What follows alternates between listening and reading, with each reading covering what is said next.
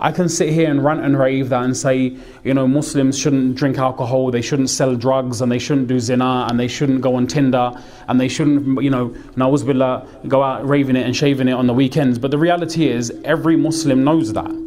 I mean, I was speaking to a Muslim brother, subhanAllah, this is ajib, right?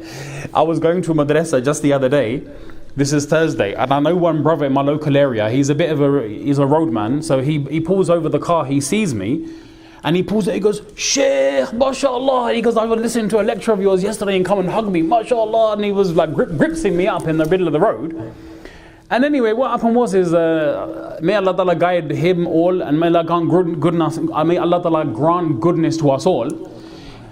But he pulled over on the side, and subhanAllah, two guys, what it seemed, got into the car. They were there for about 30 seconds and then they departed their company. If it was the case of saying hello and goodbye, you could have did that or done that standing outside the car. You get it? So what they were doing, only Allah knows best. We have husn al-dhan, meaning we've got a good thought about the brother, but reality is, only Allah knows best, okay? Point of mentioning is this, is that even a person who does wrong, he knows he's doing wrong, but he still knows in the bottom of his heart that what he's doing is bad. I mean, I know one brother, subhanAllah, he goes that I go raving every single weekend, but when I come home at night, I make sure I read the kalma before I go to sleep, just in case I die. Do you imagine that? I mean, just imagine, subhanAllah, that we got people like this in our community. They know it's not right. So there's no point me sitting here ranting and raving, saying alcohol, drugs, and zina. We all know as a community. One of the things which I am therefore passionate about is that because we've cut off from our legacy of the past, we don't realize what Muslims have done historically. And I think that is one of the things that can push people into the right direction, is because when you have a sense of gharat and you have a sense of belonging as to what you could have achieved and what you've lost by not being a Muslim, then that I think has a more of a profound effect. And that's my simple understanding. Now there's no doubt that Muslims from the times of Banu Abbas, where Muslims had Baytul Hikmah, Muslims had the universities in Spain, in Gharnata, in Al-Hamra, and so on, that Muslims were at the forefront of technological, educational, and every advance there was.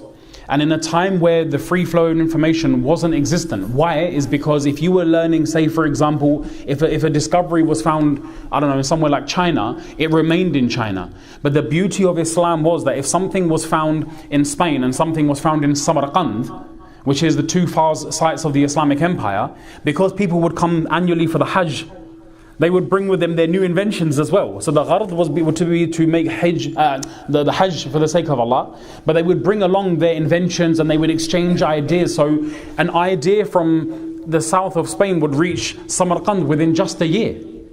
Do you understand where I'm coming from? So whenever there's a dini element with our worldly side, there'll always be some benefit. And I don't need to give you guys a history lesson, but Muslims throughout the ages have always contributed to great things. Whether it be medicine, whether it be engineering, whether it be sciences.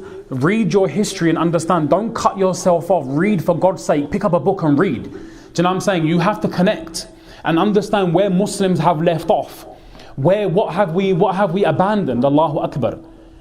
And this is why my one tear I shed is in regards to this, is that Muslims have so much potential that they can give back. Do you get it? Because Allah's given us capabilities, salahiyah, sifat and qualities. We're not saying everyone's void of those, but I'm saying when a Muslim goes in with this thinking that I'm doing this for the sake of advancing the ummah, he's also doing that as a deen, a faridah, a fard kifaya. And as a responsibility in terms of his faith, you will persevere, you will go against the tide, you will strive, you will grind, because in your mind you're thinking, this is beneficial for my deen as well as my akhirah. I don't know if you guys understand where I'm coming from. I may sound a bit philosophical, but in simple language is this. If you haven't understood your history and where Muslims have come from, it's easy for you to be mentally taken over by someone else because you don't know your history.